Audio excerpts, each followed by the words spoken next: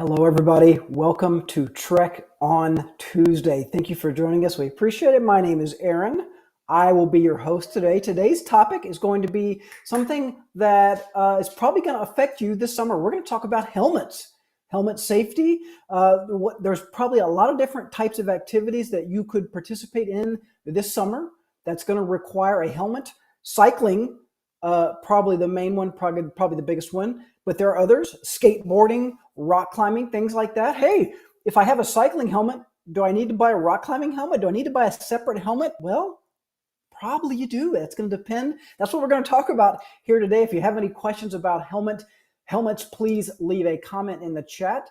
This is from our, correct me if I'm wrong behind the scenes, Brian. This is from our June-July issue of Scouting Magazine. Is that the June? Yes, it is. The June-July 2022 issue of Scouting Magazine. You see our cover story there. Let's go pack rafting. That guy's wearing a helmet. What do you think? Is that a bike helmet? Can he just wear any kind of helmet he wants? The answer is no. We get a lot of photos submitted to Scout Life Magazine. A lot of folks who want to cover their outings, and they often ask us, about helmets. If it's an activity that requires helmets, hey, are these helmets okay? We just wore our bike helmets when we went rock climbing. Is that a problem? And the answer is usually yes. It kind of is a problem, actually. Shout out to Bill, who says howdy from St. Louis. Thank you for watching, Bill. We appreciate that. Again, this story is from the June-July 2022 issue of Scout Life Magazine. I'm going to be reading it from scoutlife.org. There's the story as it appears in the June-July issue of the magazine. Defend your dome. Like that headline, talking about the noggin there. I'm going to be reading the story from our website, which is basically the same story, same great content. Shout out to Rusty from Pack 84 in New Philadelphia, Ohio, the Buckeye Council. Rusty, thank you for watching. Rusty, if your Cub Scouts are doing any sort of summer activities like biking, make sure they wear helmets. We're going to have that information for you right now. There's one very common mistake that folks make with helmets, and that's what we call a tease in the business there, because I'm not going to tell you what that mistake is until later in the show. If you have any guesses, feel free to leave your guesses in the comments. But there is one mistake that folks make with their helmet. It doesn't have to do with the right kind of helmet. Here's a little hint for you. It has more to do with something completely different. But let me know if you have any guesses on that. This story is written by Mark Anders and Michael Lanza, who are our gear experts. The great thing about working for the BSA, and in particular Scout Life Magazine, is that some of us know some things about scouting, but we're not experts. The key is, though, that we know the experts. We know the people who are the experts. That's why we got Mark and Michael, M&M I call them, to write this story for us about buying a bike helmet. Xavier from Pack 817. Xavier, how are you doing, buddy? I hope you're out of school already and having a good summer. Let us know what you have planned. Wendy says hello from Pack 38 and Troop 38 from Elgin, Illinois. Thank you, Wendy, for watching. You definitely need to watch this, Wendy, if you're with a pack and a troop, because chances are you guys are going to do something that requires helmets sometime here over the next few months. Shout out to Kevin, who's an Eagle Scout from St. Louis, Troop 873. Thank you, Kevin, for watching. All right, let's get started talking about helmets. Again, some of these helmets are made specifically for cycling, but as you're going to learn, they might have multi-use. They might not. It depends on the helmet. Wearing a bicycle helmet cuts the chances of seriously hurting your head if you're in a bike accident, but the same helmet might not provide good protection if you wear it while rock climbing or skating. Here's how to pick a safe and comfortable helmet. I'm going to go through a few options that our writers, Michael and Mark, found that are kind of the best combination we could find of affordable helmets, but also safe helmets. Doesn't do any good to wear a cheap helmet if it doesn't protect your noggin. No matter how hard-headed you are, you got to have a decent helmet. So sometimes that might mean spending a little bit, but it doesn't mean you have to just completely break the bank. For example, excuse me, our first example, the ProTech Classic, which is only $55, and the Classic Junior, which is $65, comes in two sizes. You can learn more at protecbrand.com, Protec. So it's Protec with no T at the end of that, protecbrand.com. These helmets are certified for skateboarding and cycling. So right off the bat, we've got a dual certification there. They maximize protection for rippers with a high-density shell, inner foam liner, and 11 vents. You can see the vents keep your head cool. This is definitely a warm weather helmet. The junior version, which is the version for younger folks, obviously, the junior's version has a magnetic buckle which won't pinch your neck. That's really cool because I have had experience with bike helmets that when you fasten them, they pinch your skin right down there. It doesn't feel real great. I never didn't realize they had some with magnetic buckles. That's very cool. And the dual direction ratcheting adjustment system gives you a customized fit without having to change liners. This helmet, as we said, is certified for both skateboarding and cycling. And we're going to talk a little bit more about certification here in a few minutes, but that's one of the keys to know. Is this helmet appropriate for my activity? I'm going rock climbing. I found this old bike helmet in my garage. Can I just wear it? Depends on what it's certified for. We're going to go into a little more details about that, but wanted to give you guys a few more buying options. Xavier says, I'm almost a Weebelo, and we're going to talk about it today at our meeting. All right, Xavier, very cool. Report back next week. Let us know how it does. Mary Lou says hello from Troop 78. Looks like a girls' troop in the Golden Empire Council in California. Mary Lou, thank you for watching. Appreciate it. Helmet number 2, everybody, is a Protec Classic Certified Snow. That's right. We're talking about snow helmet, Snow Stealth. It is certified for skating, cycling, and snow activities. Would you buy a snow helmet in May? Might be a good time to find it on sale. All right, that's when you find the sale items. This helmet has removable ear pads, a heat-sealed liner, so the liner stays in there but with a heat seal, and a goggles clip, which enables 3-sport use in all seasons. You'll see it doesn't have as many air vents as the ones that are just for warm summer, but the advantage is you maybe don't have to buy a second helmet for winter. Seems like a good option if you live somewhere where it doesn't get too hot and stay too hot all summer long, right? Like if you're not too concerned about overheating in your bike helmet, this one might be an option because it is certified. There's that word again, certified for snow activities. And again, we're going to come back to that in just a second, more on what to look for when it comes to certification. Our next helmet, this one's a very cool looking helmet. The style of the helmet, the paint and the color, probably should be pretty low on the list of what you're looking for, but that doesn't mean you can't find one that looks good. This is a helmet that integrates high impact absorbing EPS foam with dual density foam, 2 different types of foam plus fabric liners. It's called the 888 Certified Sweat Saver. I like that, Sweat Saver. This one is $70. It carries certification for both cycling and skateboarding. By the way, I don't think I mentioned the price. The last one was also $70. So this one's around the same price point. Certification for both cycling and skateboarding, which will save multi-sporters some money.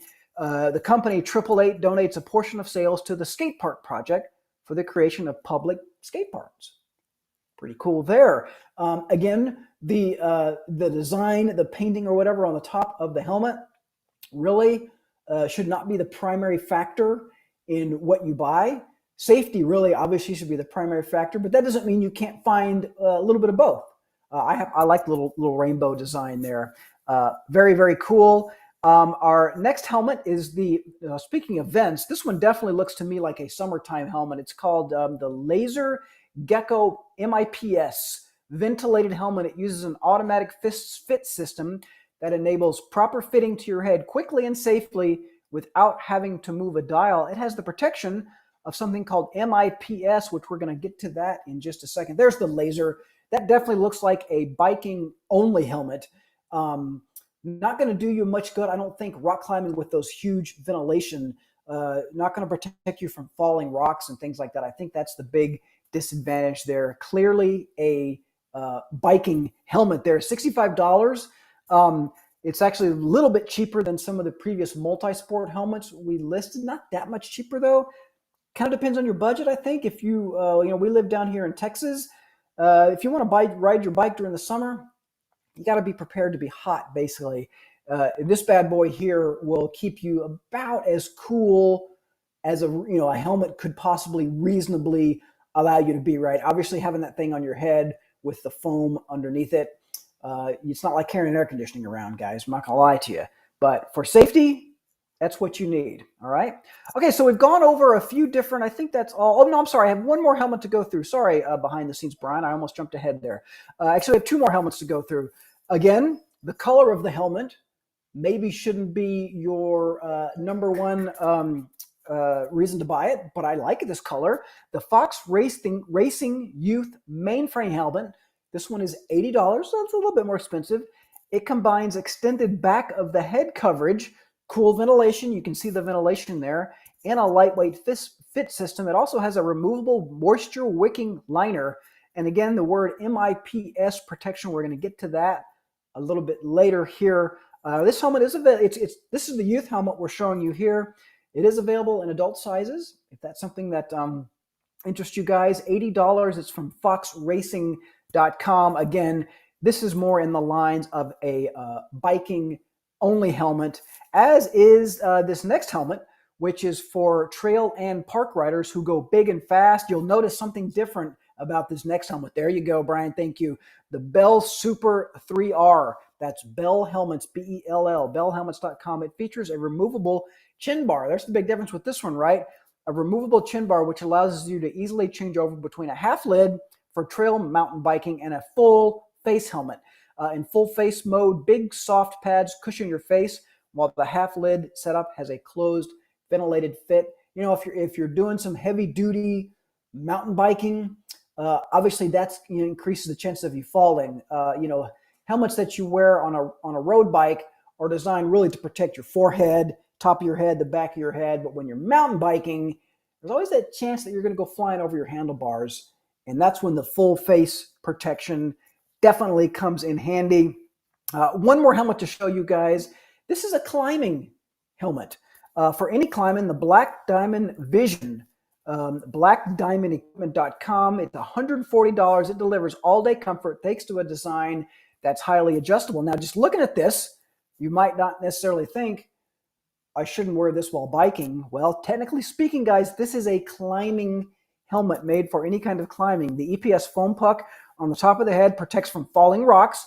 That's something you're not going to get necessarily from a helmet that's not certified for cycling, right? A cycling helmet is not designed to protect you from random falling rocks while you're cycling down the street, whereas a climbing helmet is.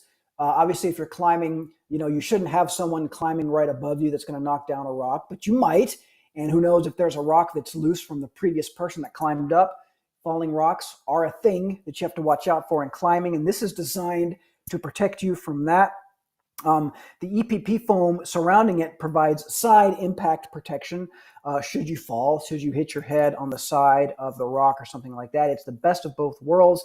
The outer shell is ABS, which is a more durable type of plastic shell than the thin, easy to dent polycarbonate. So again, you look at this helmet, and you might be thinking, I can wear this helmet cycling. It's $140. Not so much, folks. This is certified for climbing. The technology is different. In this case, it's not necessarily one helmet fits all. We did mention some of the ones earlier that do serve multiple purposes. As a reminder, if you missed that, you can go back and watch it when we're done here. You can go back and watch this video again and get those links and to get some more information on those specific models.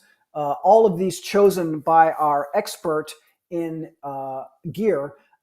Thank you. Behind the scenes, Brian points out there's actually one more helmet we need to show you guys. I'm sorry I missed this one because the photo is a little bit different.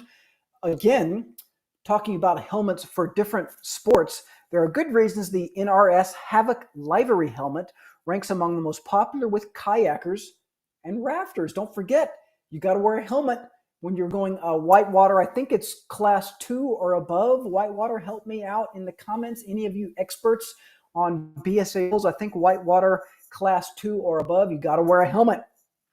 This helmet is $53. It's from the company NRS. They make good stuff, nrs.com. It's made from a tough ABS plastic known to withstand a lot of hard use. The glued-in closed-cell EVA foam liner and plush fit pads on the front and back deliver comfort. An adjustable system makes it one of the few one-size-fits-all whitewater buckets, making it a useful spare helmet that anyone you can invite to wear. The price helps a lot, $53. That is pretty cheap. The reason why they say it could be a spare helmet is because one size fits all. If you have an extra helmet, one of your buddies didn't bring one, they can borrow this one. It's a good spare helmet for $53. Rafting helmet, kayaking helmet, pretty simply designed to get wet, whereas a bike helmet, maybe not be. I mean, I guess you might bike in the rain, sure, but it's not designed to be submerged under the water. So thank you. Yes. So we've gone over our different types of helmets now. Now I'd like to go over some safety things to keep in mind as you shop for helmets. Number one, certification. We use that word quite a few times. The key is to think about, it's pretty simple. What is the helmet designed for? Get a helmet designed specifically for your sport. Don't be distracted by the helmet style. Remember what I said about colors and paint jobs and things like that. What's more important is if the helmet meets the proper protection standards. Just check for the sticker inside the helmet with the certification on it before buying. Wherever you buy your helmet from, you should be able to ask the salesperson, what is this certified? If they don't know, ask someone else. Keep asking, because it's kind of a big deal if a salesperson says, oh yeah, you can wear this helmet whatever you want to, and you're like, really, it's certified for that? They can't really explain that. You might need to do some more research. The good news is with the internet today, we can all do research. So if you know the brand name of the helmet and the model name, you can easily find out what it really is certified for. So certification is something to look for. You also heard us talk about MIPS. What is MIPS? That stands for Multi-Directional Impact Protection System. Those helmets come in different versions for different sports. Again, just because it has MIPS doesn't mean it's good for all the sports. The most common design uses a liner inside the helmet that offers more protection in a crash, potentially reducing brain trauma, which is literally the whole point of wearing a helmet, to reduce brain trauma. So in general, a helmet that has multi-directional impact protection system is a good thing. With a bicycling helmet, for example, consider what and how you ride. Helmets for the road and cross-country mountain biking prioritize low-weight insulation. Trail and enduro models protect the back of your head. Downhill helmets, as we showed earlier, will add a chin bar. If you're doing some serious downhill mountain biking, it does open up the possibility of you going over those handles face first to the ground or a tree stump, something like that. When buying any helmet, take a look at the helmet's design. The safest helmets are those that are rounded without any snag points sticking out that could hurt you during a fall. That's a really interesting point. I didn't know that. If you fall off your bike and your helmet gets snagged on a tree branch or something as you go by, ouch. A rounded helmet without any snag points, definitely advantage. Vents are good for keeping your head cool, but more vents equals less foam. We mentioned that earlier, which means possibly less protection. So you look at those helmets that are just wide open with all these vents, that is less protection. Pick a helmet with no more vents than you think you'll actually need. A lot of that probably depends on where you're going to be going. If you're going to be doing biking down here in Texas, where it is nice and hot all summer long, maybe the trade-off is worth it. You need that extra ventilation. But if you live somewhere up north, you can find some cool days or weekends to go cycling this summer. Maybe go for one without as much ventilation. I mentioned before not worrying about necessarily the color or the design. There's one expert to that. If you'll be cycling or skating or on traffic, choose a brightly colored helmet so you'll be easier for drivers to see. Most accidents with cyclists come in collisions with cars, not in collisions with trees and things like that. So a brightly colored helmet, making you want to be as bright and easy to see as you can. I personally recommend like a vest or one of those sort of fluorescent. You've probably seen guys and women biking with those neon fluorescent shirts. The reason why you've seen those is because that's why they wear those, because they want to be seen. Couple of more tips from you guys before we end today's show. We've got a very informative, useful video filmed by one of my colleagues about how to properly wear a helmet. I kind of teased it earlier. What's the biggest mistake people make with helmets? My experience, it's not so much that they buy the wrong kind, although that does happen. It's that they don't wear it correctly. There's a couple of tips in this video here about how to buy one with the proper fit. Some helmets come with removable phone inserts to customize a snug fit with the helmet level on your head. Use 2 fingers to measure space between your eyebrows and your helmet. That, to me, is probably the biggest key right there. Think about that. If you put 2 fingers right here, that means my helmet comes all the way down to right about here, right? So that's where my helmet comes down. So many times we see people wearing helmets way back up like that, right? You guys have probably seen it. People wearing their helmets, their bike helmets, way tilted back on their head. Well, when you fall forward, leaving this part exposed right here, that doesn't do you a lot of good. Bring those bad boys down. Just about right here is where it needs to be, all right? And then also just a simple snug fit. The strap is the key. Always buckle your helmet strap. If you fall and it's not strapped, the helmet most likely not going to fall on your head, not going to do any good. Our writers here point out that wearing a helmet with the strap unhooked doesn't make you look any cooler. You might think it makes you look cooler, but it doesn't. But it really doesn't. Let's take a look real quick at our video, Brian, if we could, and then I'll come back with some closing thoughts. We want to show you this real quick demonstration of how to wear a helmet. How to wear a helmet. Choose the right helmet. Look for a sticker inside your helmet that shows it's certified for the activity you're using it for. Make sure it fits correctly. Choose a helmet that matches the size of your head. Adjust the sizing pads or fitting ring so it doesn't rock from side to side or slide down over your eyes. Wear it right. Do not tilt the helmet back, exposing your forehead. There should be no more than 2 fingers of space between your eyebrows and the helmet. Buckle up. The strap should sit under the center of your chin. No more than 2 fingers should fit between your chin and the buckled strap.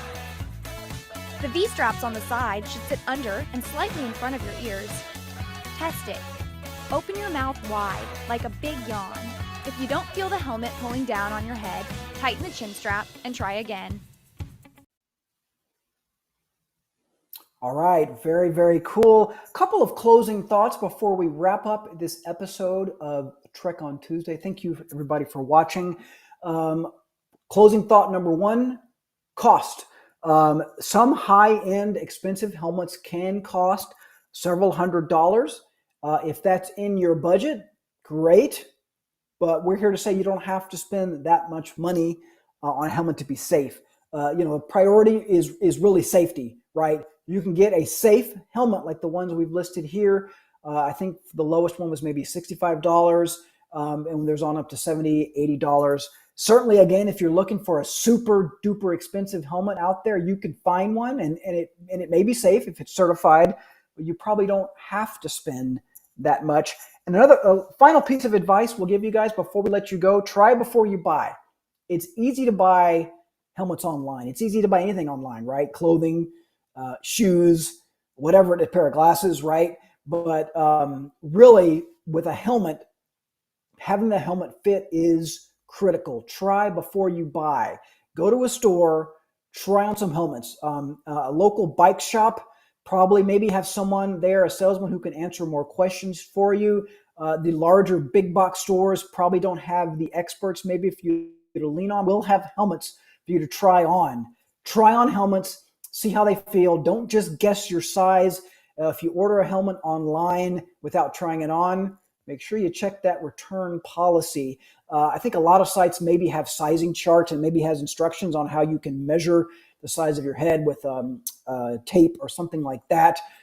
That's cool. Make sure the return policy, if the thing doesn't fit, if you're spending $65, $70, $75 on a helmet, you want to make sure it fits. So try before you buy, make sure that fits, wear it properly, and buy one that's certified for whatever activity you're participating in. I think that just summed the whole thing up right then and there. One resource for you guys, if you're interested in learning more one of the sites that is kind of endorsed by our gear guys here, the Bicycle Helmet Safety Institute. It's easy to remember, helmets.org. I actually checked out helmets.org earlier. A lot of good stuff on there about helmets, including some discussion and perspective from some folks who will try to argue that a helmet is not really that big of a deal.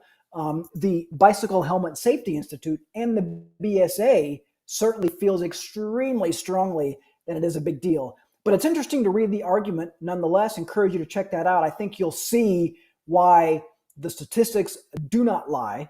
And the Bicycle Helmet Safety Institute and the BSA know that helmets saves lives. The fact of the matter is, most of the folks who are seriously injured from cycling accidents were not wearing helmets. If you're wearing a helmet, it greatly reduces the chance of any sort of serious injury.